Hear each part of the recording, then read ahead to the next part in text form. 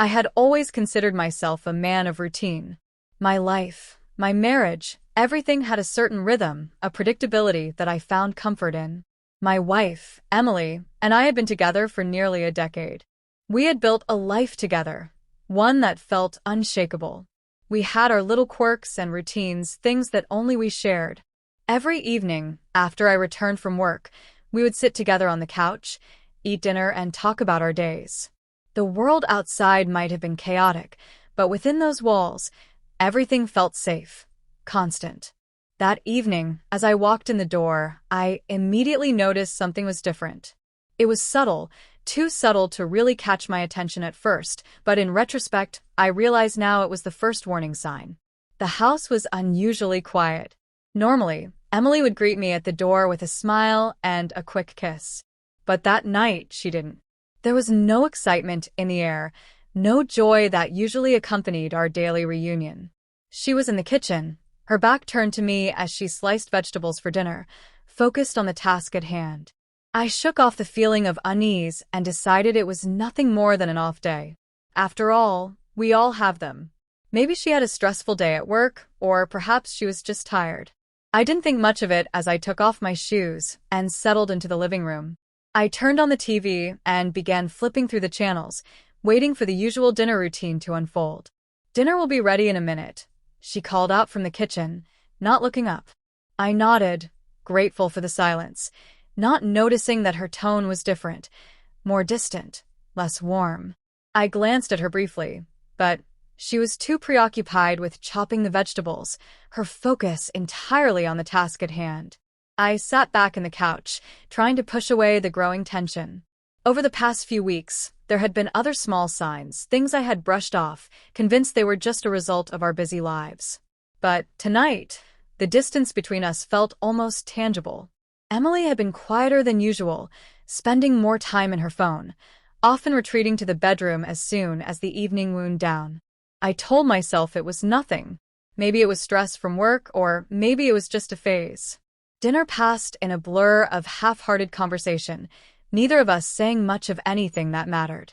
My thoughts kept drifting back to the feeling that something was off, something I couldn't quite place. After dinner, Emily stood up without a word, cleared the dishes, and disappeared into the bedroom. I stayed on the couch for a while longer, staring at the TV but not really seeing it. Something gnawed at me, a quiet suspicion that began to settle in the pit of my stomach. I knew I should probably just let it go. I had no reason to suspect anything, but there was something in the air tonight, something that felt wrong. I tried to distract myself. I turned off the TV, picked up my phone, and began scrolling through emails, trying to push the uneasy thoughts to the back of my mind. I had done this routine 1,000 times before, yet tonight, there was an odd discomfort in the air that I couldn't shake. The house felt emptier than usual, quieter. The sound of Emily's soft footsteps in the other room echoed faintly. I glanced over at the bedroom door, half expecting to see her walk out again. But then, there it was, a noise I hadn't expected. A phone ringing, faint and muffled, coming from the bedroom. At first, I thought nothing of it. But then, I heard her voice. It was soft, almost too soft, as if she were trying to keep the conversation private. I didn't mean to eavesdrop. But as the minutes passed, I couldn't help but listen. She didn't seem to notice that the conversation was getting louder, her words becoming clearer. I caught snippets of phrases, things like, "I miss you," and "I can't wait to see you again." My heart froze, and the blood seemed to drain from my face. For a moment, I couldn't comprehend what I was hearing. It felt like the world had tilted on its axis. I wasn't sure if I had heard correctly, if this was some mistake, some misinterpretation of what was actually going on. But the more I listened, the clearer it became. She was talking to someone else. And from the way she spoke, the familiarity in her voice, the affection, it wasn't just a casual conversation.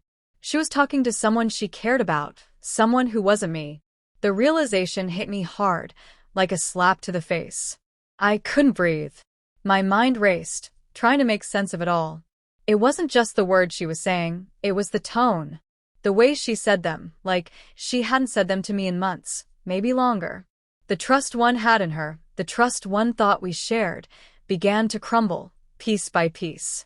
My thoughts were chaotic.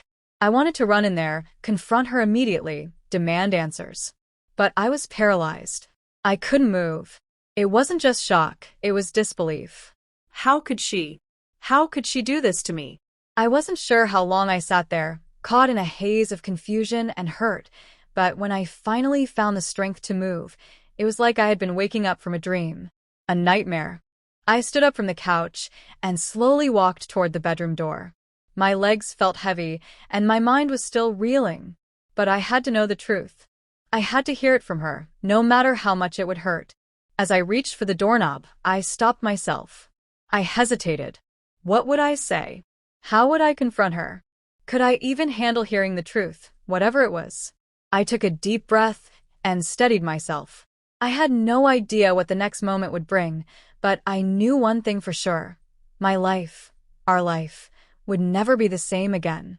I stood outside the bedroom door for a long time, unsure whether to knock or simply walk in. My heart raced as the reality of what I had just overheard began to sink in. My mind was still reeling, trying to make sense of it all. The logical part of me wanted to believe I had misunderstood. But deep down, the sickening feeling in my stomach told me otherwise. This wasn't just paranoia, it was something real, something I couldn't ignore. I took a slow, shaky breath, trying to calm myself. I told myself to wait, to give her time to come out and explain. Maybe I was overreacting, maybe it wasn't as bad as it sounded. But the words echoed in my head. I miss you. I can't wait to see you again. No matter how much I tried to rationalize it, those words felt like a betrayal. As I stood there, I replayed the moments leading up to this. The strange distance between us lately, the way she'd started spending more time on her phone, the late-night calls, the way she seemed distracted whenever I was around. It had all added up, but I had refused to acknowledge it. I didn't want to. I didn't want to believe that the woman I loved, the woman I had shared so many years with, could betray me. But now, with every passing second, the reality became clearer. She had been slipping away for some time, and I had been too blind to see it. The signs had been subtle at first, an odd comment here, a long look there, but they were building, stacking up like bricks in a wall I hadn't wanted to acknowledge. I had been willing to forgive the small things, to overlook them because I trusted her, because I believed in the love we had built. But now, standing in the silence of the house, the weight of the situation was unbearable. I couldn't ignore the fact that she was having an affair. The evidence was right there in her own words. I miss you. I couldn't stop.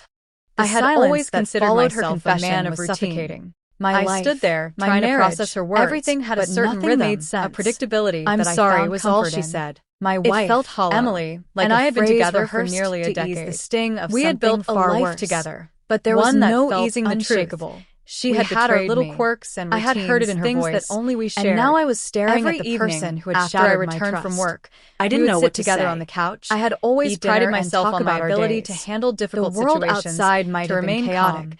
but within this, those walls, this was different. Everything This felt was safe, betrayal, constant, pure and That simple. evening, I as I felt walked like I in was the door, drowning in I it, immediately unable to noticed breathe. something was different. I wanted to scream. It was subtle, to shout at too her, subtle to to really demand catch my every attention detail. at first. But in I couldn't retrospect, find the I words. realized now it was the Instead, first warning sign. I felt a the house was coldness spreading through unusually me, quiet, a numbness Normally, that made Emily would everything greet me seem at the distant, door with a smile, as though I was and watching a this quick kiss. unfold from But that outside night, my body. she didn't. There You, was no I excitement started, in the my air, voice thick with no disbelief, joy that usually but I accompanied couldn't our finish daily the reunion. sentence. I She didn't was know in what the I was kitchen, even asking. Her back turned to me What was as there she left to sliced ask? vegetables for dinner. I had heard Focused everything on the I needed task to at hear. hand. She She shook looked off at the me, feeling of her eyes unease red and and decided it swollen, was nothing as though more she than had an been off day. crying for some time. After all, I we couldn't all bring have myself them. to feel pity Maybe for she had a her. stressful day What at she work, had done to or me, perhaps she was to just us, tired. was I didn't think much of unforgivable. it as I took And off my yet, shoes in and some settled strange into way, the living room. I found I myself turned on the hoping TV she would just tell me the began whole flipping truth, through the channels, the raw truth, waiting for the without usual holding dinner back. routine to unfold. Who is he? Dinner will The be ready question in a came minute. out before I could stop She called it. out from the It kitchen. was like a reflex, not looking up. a desperate I need nodded, to know everything, grateful for the to silence, understand the full extent not of the noticing damage that her she had tone done. was different. She More swallowed distant, hard,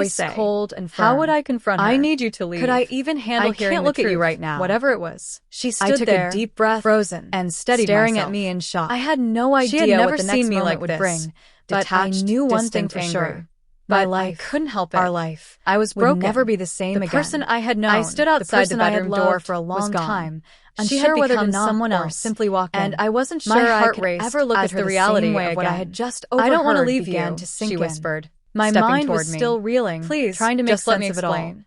The logical No, part of me wanted to I believe, said, my I voice had sharp. misunderstood. There's nothing But to deep explain. down, The not sickening anymore. feeling in my stomach You've already told made me your otherwise. choice, Emily. This wasn't You've just already made paranoia. it clear where your It heart was is. something real, something I turned I away couldn't from ignore. her, Feeling took the a weight slow, of everything shaky breath, crash down trying on to me. calm myself. My body I felt told numb, myself to wait, as though I was to give her moving time through to a come out dream. and explain. But it wasn't a dream. Maybe I was It overreacting. was my reality. Maybe it wasn't And in as that bad moment, as it sounded. I But the realized words something I echoed in hadn't my fully head. understood before. I miss you. There was no I going can't back. wait to see you again. Our marriage, No matter the how life much I we had tried built to together, rationalize was it, over. those words And felt it was like no a longer my betrayal. choice to make. As I stood there, It was hers. I replayed the The moments next few leading up to hours this. felt like a blur. The strange as if I distance was between moving us through lately, life the in way some she'd started detached, spending more time numb on her state. phone. I the didn't late want to night feel calls, anything. The way she I seemed didn't want to distracted process whenever it. I was But around. no matter It how had hard all I tried, added up, but the I had emotions refused kept to crashing acknowledge over it. me. I didn't Wave want after to. wave. I didn't want to Anger, believe that the woman I betrayal, loved, the woman confusion, I had shared hurt. so many years Every with, time I thought I had could a handle betray on me. it, another But wave now, would hit, with knocking every me back. passing second, I couldn't escape the reality it. became I couldn't clearer. escape the reality She had been of what had slipping just away for happened. some time, and I had been too blind to see it. The signs had been subtle at first, an odd comment here, a long look there, but they were building, stacking up like bricks in a wall I hadn't wanted to acknowledge. I had been willing to forgive the small things, to overlook them because I trusted her, because I believed in the love we had built. But now, standing in the silence of the house, the weight of the situation was unbearable. I couldn't ignore the fact that she was having an affair. The evidence was right there in her own words. I miss you. I couldn't stop.